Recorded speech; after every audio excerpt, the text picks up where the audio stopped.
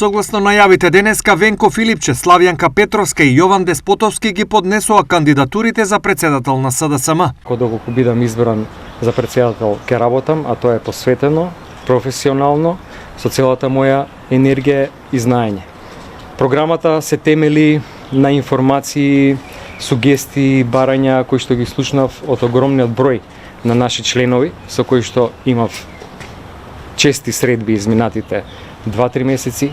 Тие јасно укажаа што е тоа што сакаа да се промени во партијата и токму тоа е ставено во таа програма. Партијата ќе работи целосно посветено и многу професионално. Обединување на членството, дискусии и дебати за сите политички збеднувања во земјата, како и анализа на причините за поразите кои ги доживеа СДСМ е мотивот на Славјанка Петровска да биде иден партиски лидер. Тоа е мојата програма во која што се осврнувам на тоа што треба да бидат итни приоритети на новото раководство на Социјалдемократскиот сојуз на Македонија по големиот пораз кој што го доживеавме на овие избори. И на ниту една држава, особено на Република Северна Македонија, не и треба слаба опозиција или никаква опозиција. Затоа предизвик сериозен е пред се и над се Социјалдемократскиот сојуз на Македонија да се исправи.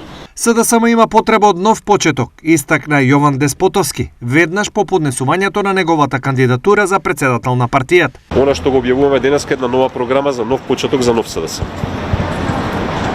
Веруваме и ќе се залагаме.